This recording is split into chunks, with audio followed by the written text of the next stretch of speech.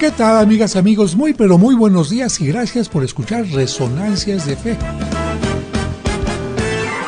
Hoy en la sección Cultura y Fe te hablaremos de los signos del bautismo. En nuestra sección infantil el cuento El bautismo del Señor. Cerca del Jordán caminaba el pequeño Baruch con sus padres. El niño admiraba las aguas cristalinas del río y la vegetación exuberante que surgía a su alrededor. Esa narración nos permitirá comprender mejor el Evangelio de hoy. Jesús es bautizado en el río Jordán.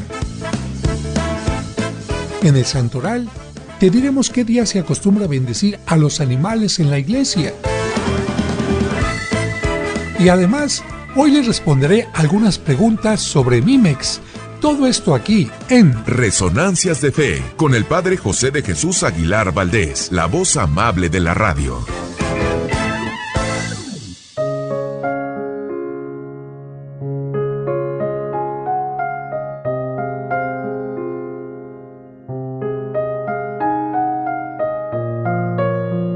Te amo no solo por lo que eres, sino por lo que soy cuando estoy contigo. Te amo no solo por lo que has hecho de ti mismo, sino por lo que estás haciendo de mí. Te amo porque has hecho más de lo que cualquier credo logró para hacerme bueno, y más de lo que los afanes de cualquier fe hicieron para sentirme feliz. Lo has hecho sin tocarme, sin una palabra, sin una señal. Lo has hecho siendo tú mismo. Quizás después de todo, eso es lo que significa ser amigo.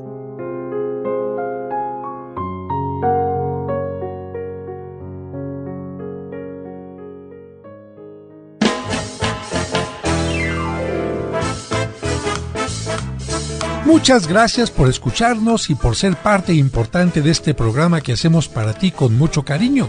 Y como cada domingo le agradecemos a Dios por el don de la vida y le pedimos por ti y por cada uno de los tuyos, especialmente por los enfermitos o por quienes pasan por algún mal momento. Que Dios les llene de bendiciones. Y además de agradecer tu atención, quiero agradecer la presencia de mis colaboradores. En la producción, Sergio Enríquez Morín, y compartiendo micrófonos, nuestros invitados de hoy en las secciones del Santo Oral y Cultura y Fe, Raúl Mauricio Hernández y Salvador Romero. Amigas, amigos, con la bendición de Dios, estamos iniciando ya este año nuevo, este año 2026, con mucha fe, con mucho entusiasmo, y vamos a comenzar también una nueva etapa, dejando atrás ya esta etapa tan hermosa de la Navidad, en la que gozamos de las posadas, rompimos piñatas, celebramos la Nochebuena, recibimos regalos, etc. Pero ese niño ha crecido ya y hoy lo vemos en una nueva etapa. Saludos a todos los enfermitos y a quienes nos escuchan en este momento manejando tanto en México como en Estados Unidos. Pero por ahora vamos inmediatamente al cuento. Es momento de escuchar el cuento para entender el Evangelio, escrito por el Padre José.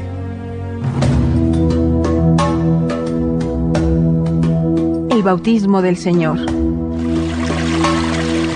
Cerca del Jordán caminaba el pequeño Baruch con sus padres. El niño admiraba las aguas cristalinas del río y la vegetación exuberante que surgía a su alrededor. La madre observó su mirada y le dijo: el agua es una de las mejores bendiciones de Dios porque es fuente de vida. Hace que las palmeras produzcan frutos, da sombra a las aves y calma la sed de los viajeros. Por eso, donde no hay agua, todo es desierto. Baruch y sus padres se detuvieron un momento para descansar junto al río. Mientras calmaban su sed, el niño se quitó las sandalias y metió sus pies en el agua fresca. Mira, papá, el agua también me refresca y descansa. Los padres siguieron el ejemplo del pequeño y sintieron cómo el río brindaba alivio a sus pies cansados. Baruch dirigió su mirada a la otra orilla y vio que algunas mujeres hundían y sacaban sus mantos del agua. Entonces preguntó intrigado: ¿qué estarán haciendo? Su madre le contestó tranquilamente: están lavando sus ropas. La gente acude al río para que sus prendas sucias se limpien por la gracia del agua.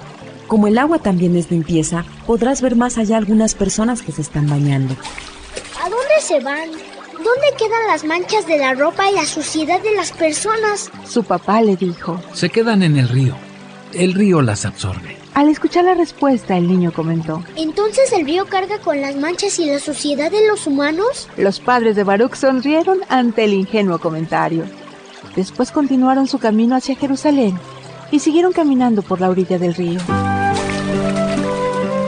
Más adelante encontraron a un grupo de personas que escuchaban la predicación de un hombre llamado Juan. Él les decía: así como hay cosas que ensucian nuestros mantos y nuestros ropajes, también hay cosas que ensucian nuestro espíritu y nos dañan. Nosotros no somos capaces de verlas, pero el Todopoderoso las observa y se lamenta que no hagamos nada por volver a estar limpios. Baruch se llenó de curiosidad y le preguntó a Juan: ¿cuáles son las manchas que ensucian nuestro espíritu? Juan le contestó con voz firme: todo aquello que ofende a Dios y a nuestro prójimo ensucia nuestro espíritu. A eso le llamamos pecado. El niño se sorprendió por la respuesta y exclamó: ¡ah, caray! Pues entonces yo estoy manchado porque a veces no obedezco a mis padres ni rezo los salmos. ¿Cómo puedo lavar mis pecados? ¿Basta con que me arrepienta? Juan aprovechó las palabras de Baruch para dirigirse a los que le rodeaban y les dijo: es importante estar arrepentido de los pecados cometidos, pero eso no es suficiente. Necesitamos que Dios nos perdone. Luego invitó a los que tenían el corazón arrepentido a que entraran al río Jordán para bañarse en señal de purificación. Cuando Baruch vio que Juan bañaba en el río a los pecadores, comenzó a gritar: hagámosle caso a Juan. El agua es vida, el agua es descanso, el agua es limpieza. Él nos invita a arrepentirnos y a buscar la verdadera vida. Nos invita a dejar aquí nuestros pecados y encontrar descanso. Si nos arrepentimos, el río nos dará el perdón. Al escuchar al niño, Juan lo interrumpió y le dijo: querido pequeño, el agua de un río puede limpiar nuestro cuerpo y nuestra ropa, pero no puede purificar nuestro espíritu. Lo que estamos haciendo es solo un signo. Con él le decimos a Dios que reconocemos nuestro pecado, que nos sentimos sucios, que deseamos ser purificados, que estamos dispuestos a cambiar y ser mejores. Pero solo Dios, con su gracia, podrá purificarnos y darnos la fuerza para ser mejores. Baruch comprendió que el río no podía perdonar los pecados y luego le preguntó a Juan: ¿cómo perdonará Dios nuestros pecados? Juan le anunció: Dios enviará a su Hijo Jesucristo como Salvador. Él se hará hombre para solidarizarse con toda la humanidad y la purificará de su pecado. Baruch comprendió que el Hijo de Dios vendría al mundo, pero quiso saber cómo purificaría a la humanidad. Entonces Juan le explicó: así como el río toma toda mancha y la purifica, así el Salvador entrará en las aguas de este río para tomar sobre sí los pecados de todo el mundo y después los purificará con su muerte. Mientras Juan y Baruch conversaban, se acercó a ellos un hombre de mirada dulce y caminar decidido. Entonces el Espíritu Santo hizo que Juan señalara a Jesús y expresara en voz alta: este es el Cordero de Dios que quita el pecado del mundo. Jesús le pidió que lo introdujera en el río y él así lo hizo. En ese momento Jesús tomó sobre sí los pecados de la humanidad. El Espíritu Santo descendió sobre él para darle el poder de la predicación y la realización de milagros, pero sobre todo para darle la fuerza para morir por la humanidad y así purificar con su sacrificio todos los pecados del mundo. Baruch y sus padres quedaron admirados de aquel momento y luego continuaron su camino hacia Egipto, donde permanecieron 3 años. A su regreso a Jerusalén, contemplaron una escena que los estremeció. No es posible lo que estamos viendo. El hombre que 3 años atrás había tomado sobre sí los pecados de la humanidad, seguía cargando con otros pecados, la traición y la negación de algunos de sus discípulos, la irresponsabilidad de la autoridad de Herodes y Pilato, el abuso de poder de los soldados que lo azotaban con violencia y lo escupían con odio. Baruc vio incluso cómo el pecado del mundo coronaba a Cristo de espinas. El pequeño vio a Jesús cargando todo el peso de la maldad humana en una pesada cruz. La carga era tan pesada que hizo caer al sentenciado en 3 ocasiones, pero él con su esfuerzo máximo llegó hasta el lugar de su crucifixión. Son tan pesados nuestros pecados que lo han hecho caer 3 veces. Los padres de Baruc prefirieron contemplar la escena desde lejos, pero el niño se acercó, llegó a los pies de la cruz y pudo escuchar las últimas palabras del crucificado. Todo está cumplido. En tus manos encomiendo mi espíritu. Baruc entendió perfectamente aquellas palabras. Jesús cumplió con la misión de cargar y purificar los pecados de la humanidad. Solo Él podría haberlo hecho. La familia del niño permaneció 53 días más en Jerusalén. Durante ese tiempo escucharon una admirable noticia. El crucificado había resucitado. Cuando Baruc y sus padres se alejaban de Jerusalén, vieron a los discípulos de Jesús predicando y bautizando. ¡Escúchenos todos! El bautismo de Juan solo había invitado al arrepentimiento, pero el nuevo bautismo une a los fieles con Jesucristo el Salvador. Por este bautismo Cristo perdona sus pecados y los convertirá en hijos de Dios y templos del Espíritu Santo. Al escuchar aquello, el niño corrió hacia los apóstoles y les pidió que lo bautizaran. Pedro lo recibió en el río y mientras derramaba agua sobre su cabeza le dijo: Yo te bautizo en el nombre del Padre, y del Hijo, y del Espíritu Santo. Mientras Baruc sentía correr el agua sobre su cuerpo, dijo: Ahora el agua es vida, salud, limpieza, descanso, perdón de los pecados y anuncio de la vida eterna. El pequeño comprendió que Cristo había tomado la actitud del río, llevar sobre sí las manchas para purificarlas. Aunque Baruc había nacido 8 años atrás, el día en que fue bautizado volvió a nacer, pero a la vida eterna. Este es un cuento escrito por el padre José de Jesús Aguilar Valdés y podrás encontrarlo en el libro Cuentos para entender el Evangelio. Escuchemos ahora en Resonancias el Evangelio de hoy. Evangelio de San Mateo capítulo 3, versículos del 13 al 17.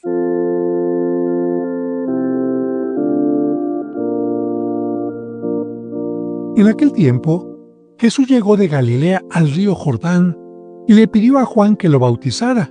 Pero Juan se resistía diciendo: Yo soy quien debe ser bautizado por ti, ¿y tú vienes a que yo te bautice? Jesús le respondió: Haz ahora lo que te digo porque es necesario que así cumplamos todo lo que Dios quiere. Entonces Juan accedió a bautizarlo. Al salir Jesús del agua, una vez bautizado, se le abrieron los cielos y vio al Espíritu de Dios que descendía sobre él en forma de paloma, y se oyó una voz que decía desde el cielo: Este es mi Hijo muy amado, en quien tengo mis complacencias.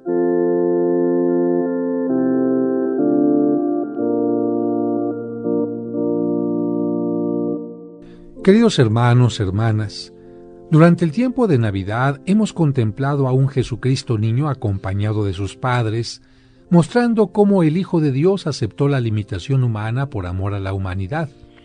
También, al contemplar a la Sagrada Familia, hemos recordado la importancia de la familia en el acompañamiento de los hijos. Y aunque la infancia es muy hermosa, la Iglesia no se puede detener todo el año a contemplar a un Cristo niño, porque esa no fue la etapa más importante de Jesucristo. Tanto la Biblia como la Iglesia dejan rápidamente la infancia de Jesús para presentar al Jesús adulto de 30 años que, después del bautismo recibido por Juan, iniciará su misión predicando constantemente la palabra de Dios que culminará con su entrega total en la cruz y su resurrección. Muchos se preguntan qué pasó con la vida de Jesús entre la infancia y esos 30 años, y no faltan quienes inventan que se fue a estudiar a tierras lejanas, con maestros exóticos, para aprender todo lo que enseñó. Esto es totalmente absurdo. Recordemos que la Biblia se centra solo en las cosas que tienen un mensaje importante para nuestra salvación y no desciende a detalles que no tienen importancia, aunque pudieran ser interesantes. La Biblia nunca descenderá a detalles como cuál era la altura o peso de Jesús, el color de sus ojos, qué comía, a qué edad murió San José, etc. Serían detalles interesantes, pero no necesarios para nuestra salvación. Lo cierto es que Jesús crece dentro de su hogar de Nazaret, conviviendo y trabajando entre sus compatriotas como uno más, sin viajes o estudios especiales, a tal grado que, cuando empieza a predicar, sus paisanos se quedan admirados y, como dice la Biblia, se expresan diciendo: ¿de dónde le viene a éste esa sabiduría y esos milagros? ¿No es este el hijo del carpintero? ¿No se llama su madre María y sus hermanos Santiago, José, Simón y Judas? ¿Y sus hermanas no están todas entre nosotros? Entonces, ¿de dónde le viene todo esto? La reacción de sus vecinos deja ver claro lo seguro que estaban de que alguien como ellos, que viviera en sus mismas condiciones, que tuviera las mismas carencias y oportunidades en la vida, no podía de ninguna manera llegar a ser alguien importante y reconocido. Sabían bien que el poder que mostraba su vecino no se lo estaba dando ningún privilegio hereditario, social, religioso o académico. Con este Jesús adulto, que no necesitaba estudiar nada especial para hablar de Dios porque Él mismo era Dios, nos encontraremos a lo largo de todo este año. Hoy recordamos que es bautizado por Juan, no por tener pecados, sino por el contrario, para recibir sobre sí todos los pecados del mundo que posteriormente purificaría en la cruz.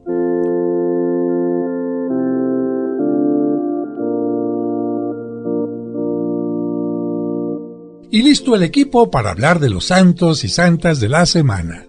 Ellos son los hombres y las mujeres que han cumplido fielmente los ideales de Cristo. Escuchemos en Resonancias de Fe, el Santoral de la Semana.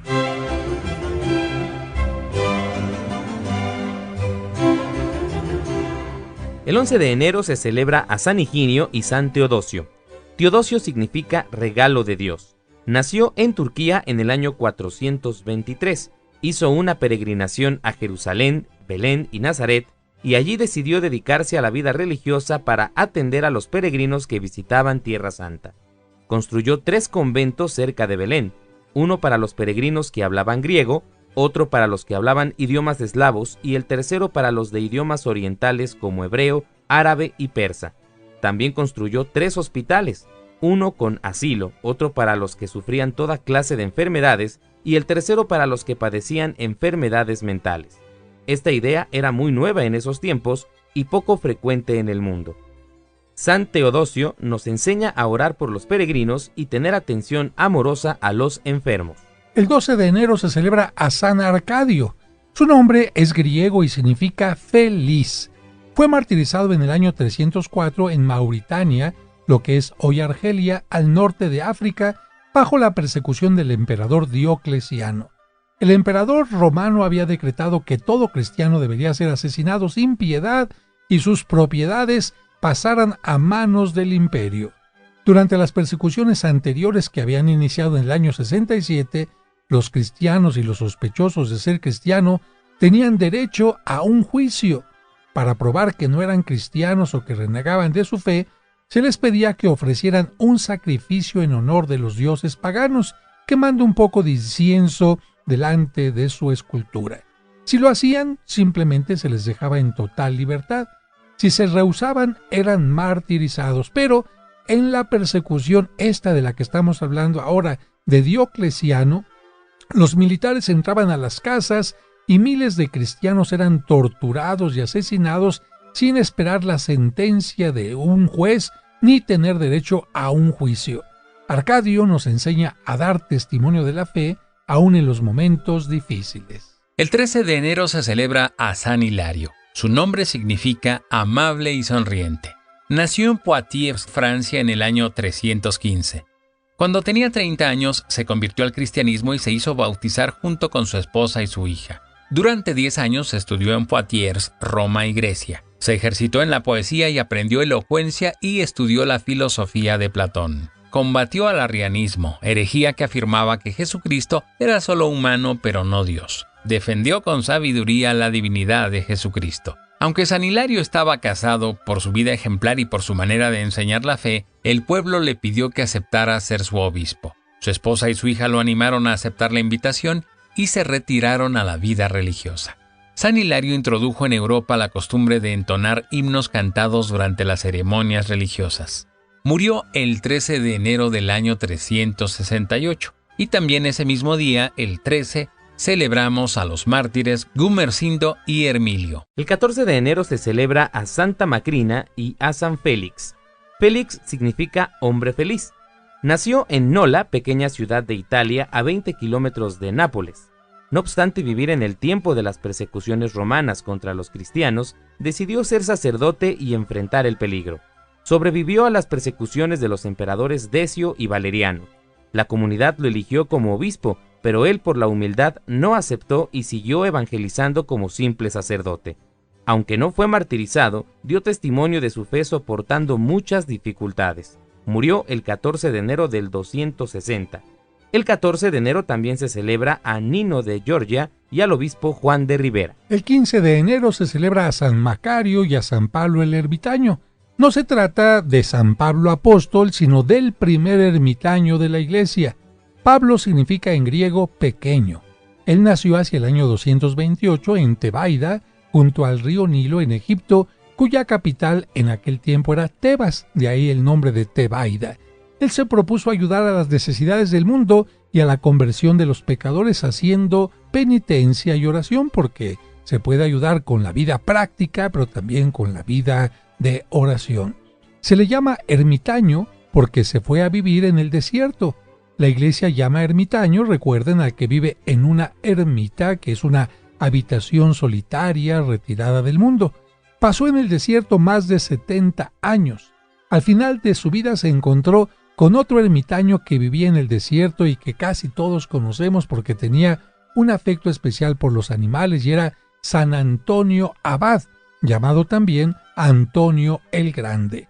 Pablo el Ermitaño, Antonio Abad, Mauro y Palemón, se los repito, Pablo el Ermitaño, Antonio Abad, Mauro y Palemón son reconocidos como los primeros monjes del desierto en Oriente. El día 15 también se celebra a Mauro y a los profetas Habacuc y Miqueas. El día 17 se celebra a los mártires Alba y Mariano. También se celebra a Antonio Abad. Cada día 17 de enero las iglesias se llenan de animales que esperan una bendición especial.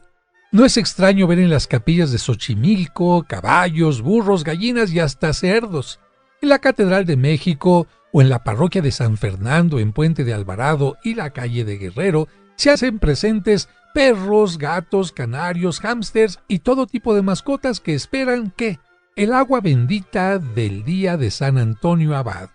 Fíjense que curiosamente en toda la Ciudad de México no existe ninguna parroquia dedicada a este santo.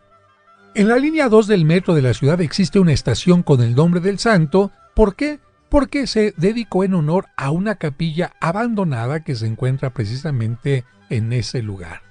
San Antonio Abad es distinto a San Antonio de Padua. Él nació en Egipto en el 251 y murió el 17 de enero del año 356. Antonio significa florido e invencible. La palabra abad significa padre y se le aplica porque fue el padre o fundador de los monasterios de monjes. La palabra griega mono significa uno y dio origen a la palabra monje, que se utiliza para designar a quienes viven en soledad. Durante su juventud vendió sus bienes para ayudar a los pobres, recordando la frase de San Pablo, el que no trabaja, que no coma. aprendió a tejer canastos para conseguir su sustento y seguir ayudando a los necesitados. A los 35 años de edad decidió vivir en soledad absoluta. Hasta entonces había vivido en una ermita no muy lejos de la ciudad y cerca de otros ascetas. Afrontó todo tipo de tentaciones recordando las palabras de Jesús: oren y estén vigilantes para no caer en la tentación, porque ciertos malos espíritus no se alejan sino con ayuno y oración. La palabra asceta significa el que lucha por dominarse a sí mismo. La gente llamaba ascetas a los cristianos fervorosos que se dedicaban con la oración, el sacrificio y la meditación a conseguir la santidad. Antonio había vivido hasta los 35 años no muy lejos de esa ciudad.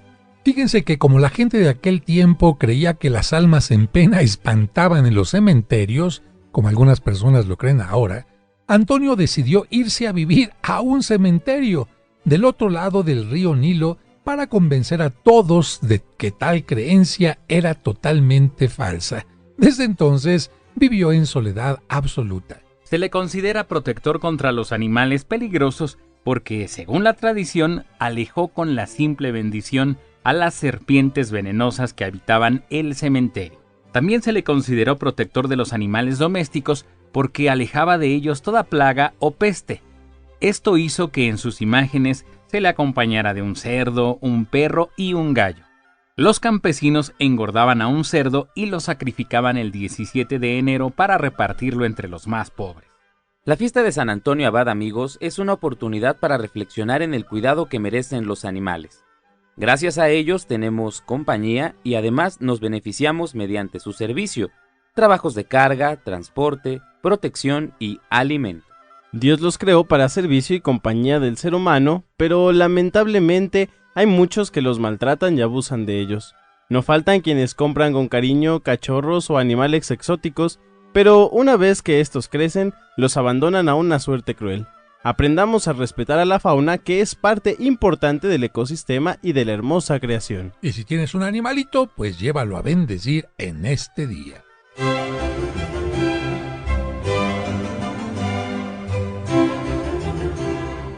Este fue el Santoral de la Semana, aquí en Resonancias de Fe.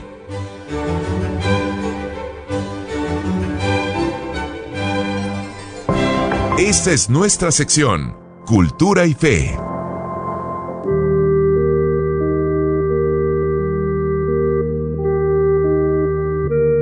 A propósito de el bautismo de Jesucristo, ¿qué les parece, amigos, amigas, si recordamos qué son los sacramentos y los signos más importantes del bautismo? Los sacramentos son signos por los que Dios nos da su gracia, es decir, una ayuda especial para nuestro espíritu. También nos hacen formar parte de la comunidad cristiana. Por medio del bautismo formamos parte de la Iglesia católica, apostólica y romana, y estas palabras significan lo siguiente. La palabra iglesia significa unión o reunión y se deriva del idioma griego. La palabra católica es una palabra griega, significa universal, porque Cristo invita a todas las personas del mundo a que formen parte de la comunidad que vino a formar. Y la palabra apostólica es una palabra que se deriva de la palabra apóstol, porque Cristo fundó su iglesia sobre los apóstoles y a ellos les mandó llevar su mensaje por todo el mundo.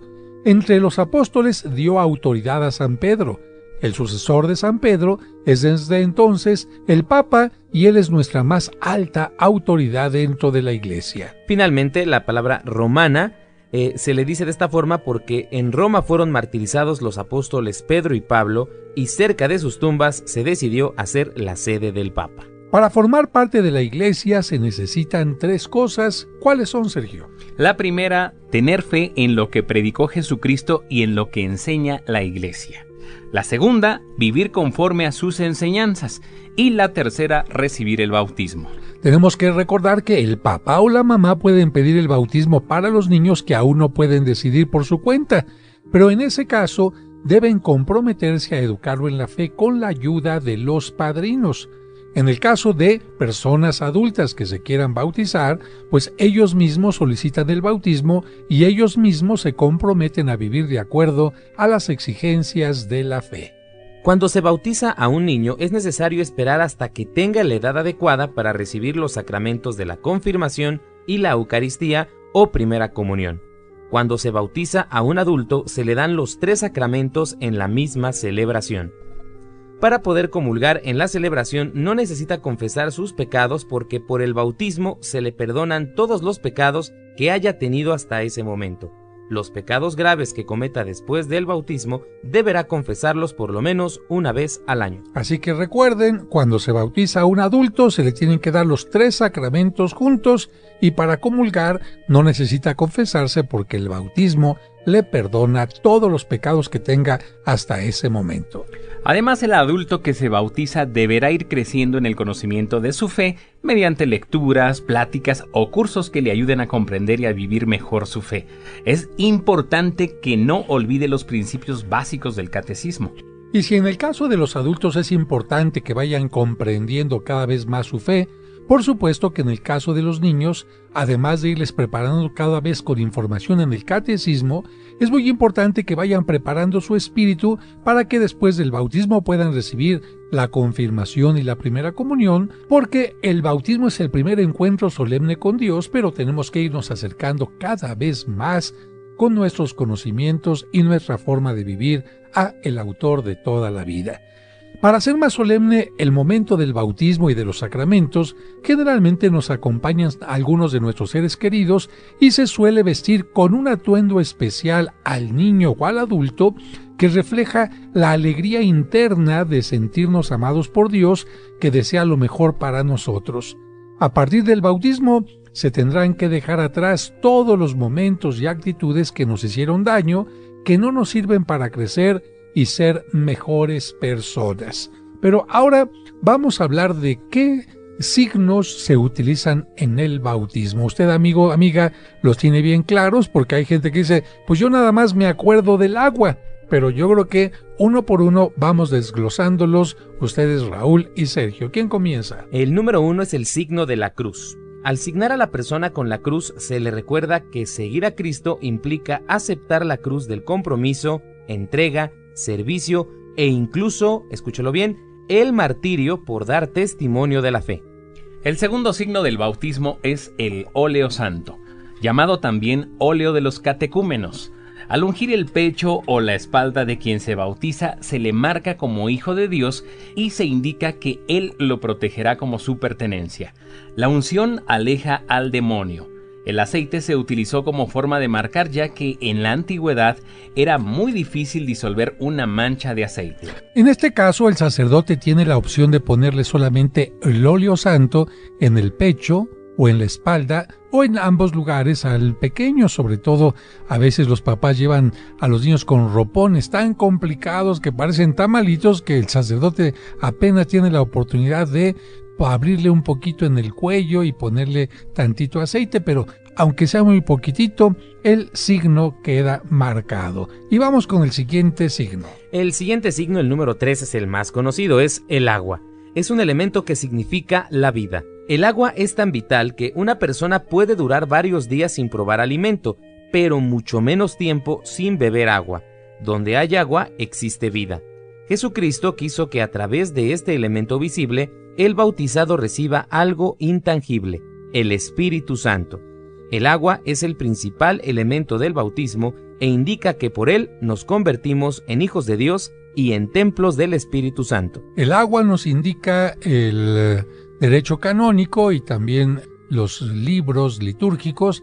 El agua puede ser tibia, caliente o fría, no importa.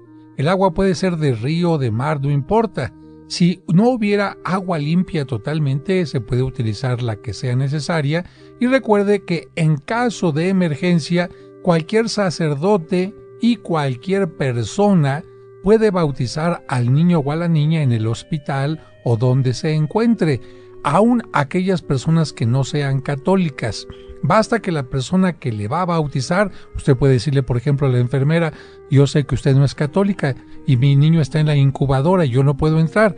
Derrámele agüita 3 gotitas diciendo yo te bautizo en nombre del Padre y del Hijo y del Espíritu Santo, pensando que lo está haciendo en nombre de la Iglesia Católica.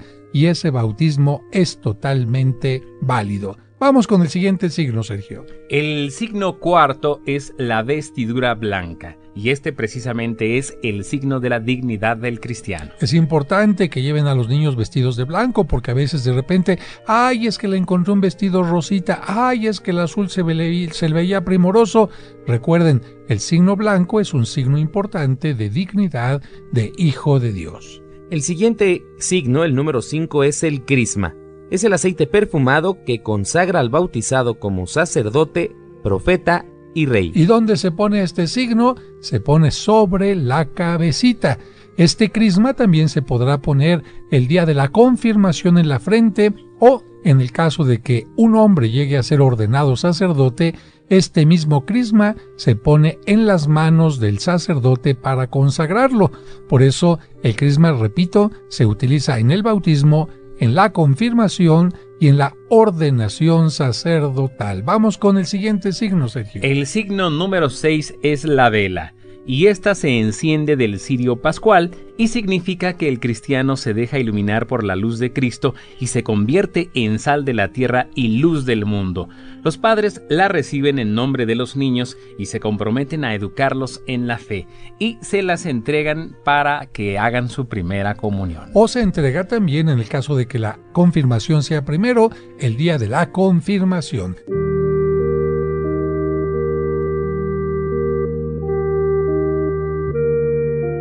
Resonancias de Fe, con el Padre José de Jesús Aguilar Valdés, la voz amable de la radio. Queridas amigas y amigos, hoy he decidido dedicar esta sección para hablar de preguntas y respuestas sobre Mimex.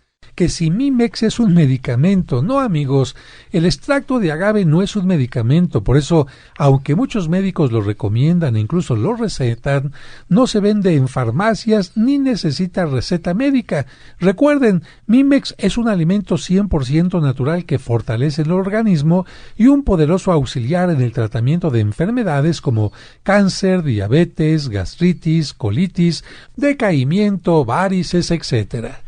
La pregunta constante que nos hacen es que si se necesita estar enfermo para consumir Mimex, y definitivamente no se necesita estar enfermo para consumir este alimento maravilloso, ya que al nutrir y fortalecer el sistema inmunológico ayuda a mantener la salud y a evitar enfermedades. De hecho, las mujeres en cinta reciben un doble beneficio porque les ayuda a ellas y fortalece ya desde el vientre a ese pequeñito o pequeñita que está a punto de nacer. Otra pregunta que nos hacen es ¿para qué sirven los flavonoides que tiene Mimex? Una palabra muy extraña. Mira, los flavonoides aumentan la circulación sanguínea central y periférica. Es decir, nuestra sangre va a circular de una mejor manera, por lo que hacen más eficiente los flavonoides la irrigación de todos nuestros tejidos orgánicos. ¿Para qué sirve esto?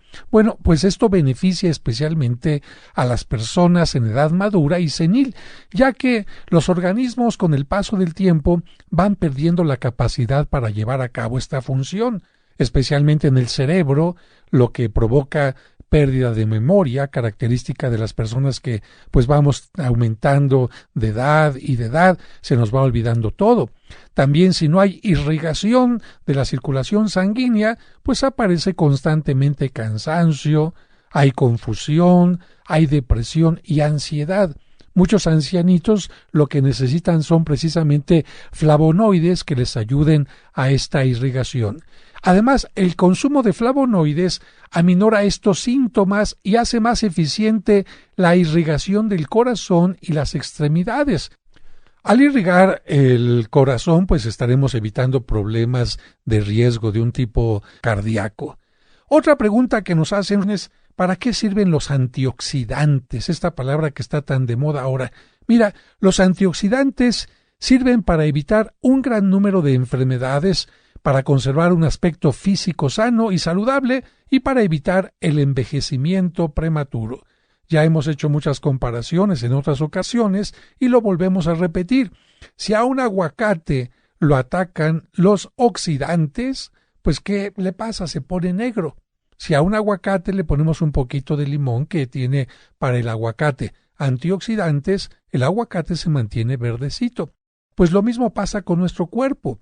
nuestro cuerpo necesita antioxidantes, pero no le vamos a echar limón. En nuestro caso, lo que necesitamos son antioxidantes ingeridos y en este caso los tiene maravillosamente Mimex.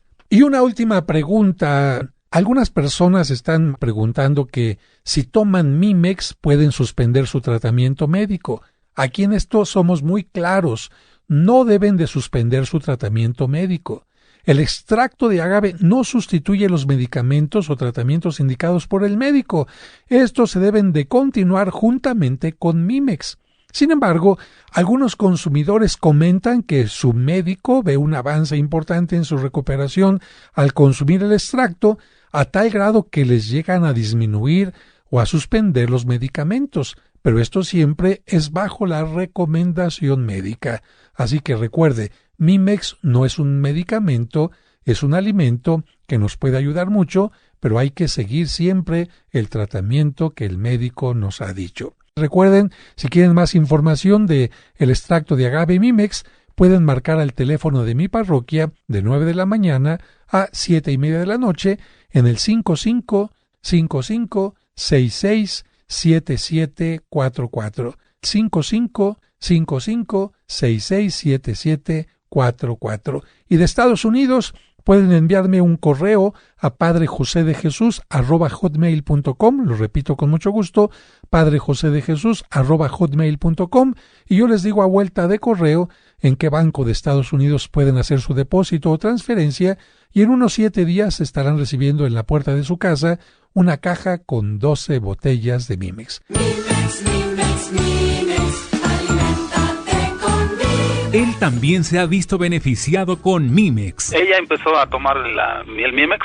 para la diabetes, o sea, la glucosa y la presión arterial. Y ya está bien. Y después ya también yo, cuando empecé a tomar estas botellitas de Mimex, me empecé a sentir con más energía, con más alegría, con más, pues no sé cómo decirle, más equilibrio, más concentración. Recuerda que toda la familia puede tomar Mimex y no se necesita estar enfermo para consumirlo, ya que es un alimento y no un medicamento. Mimex, Mimex, Mimex. Para información sobre costos y envíos al interior de la República y los Estados Unidos, envía un correo a padrejosedejesus@hotmail.com.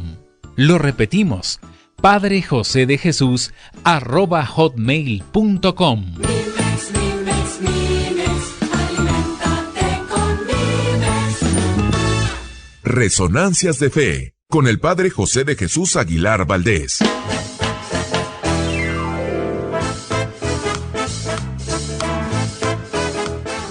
Amigas, amigos, estamos llegando ya al final del programa y como siempre yo quiero invitar a aquellas personas que no han probado el extracto de agave Mimex a que lo hagan, porque muchos me comentan, ay padre, ¿cómo le hace usted para tener tanto entusiasmo, tanta energía? Lo vemos trabajando todo el tiempo y eso que tiene un problema digestivo. Ya les he dicho que mi problema no tiene diagnóstico todavía, porque hay muchos problemas que lamentablemente los médicos no detectan, pero ¿qué tenemos que hacer ante esto? Alimentarnos de la mejor manera. Y el extracto de agave no es un medicamento, por lo tanto, lo puede tomar cualquier persona porque es un alimento que tiene una gran cantidad de propiedades que a mí me ayudan muchísimo. Ya he dicho que tiene sustancias anticancerígenas, que por la fibra que tiene, ayuda a que las personas no sufran de colitis, gastritis, estreñimiento y muchas cosas más. Así que si quieren información para que lo reciban en la puerta de su casa, teléfono 55-55-66-7744, lo repito, 55-55-66-7744 y también el 55-5705-5939. 55-5705-5939. Simplemente pruébelo y va a ver la gran diferencia entre cómo funciona su mente, su estómago y se va a sentir usted muy bien. Pero por lo pronto les deseo una feliz semana y muy bendecida por Dios. Hasta el próximo domingo.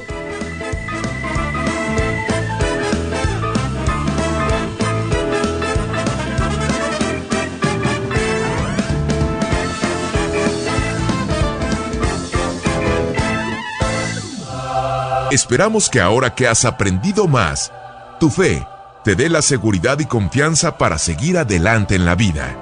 Y te invitamos a que la próxima semana acompañes al Padre José de Jesús en Resonancias de Fe.